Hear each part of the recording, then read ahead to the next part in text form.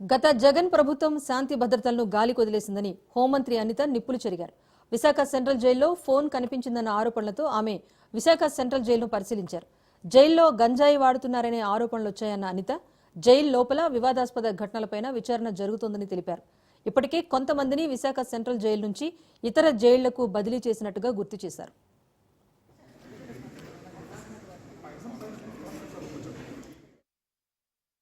మన విశాఖపట్నం కేంద్ర కారాగారం ఏదో ఒక సందర్భంలో న్యూస్లోకి వస్తూనే ఉంది.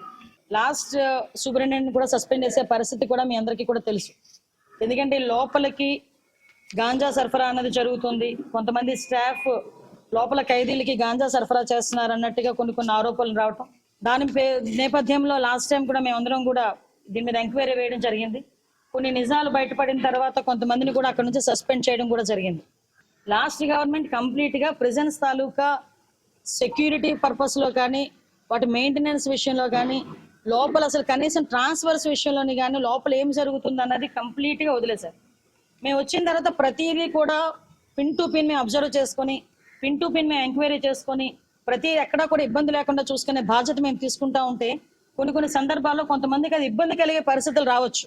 అంటే సెల్ ఫోన్లు కూడా వాళ్ళు యూజ్ చేసే పరిస్థితులు వచ్చినప్పుడు మేము కంపల్సరీగా ఎంక్వైరీ చేసుకోవాలి. ఎంక్వైరీలో ఎవరైనా తప్పు చేశారన్న సంగతి తెలిస్తే కనుక వాళ్ళని పనిష్మెంట్ ఇచ్చుకునే పరిస్థితి రావాలి.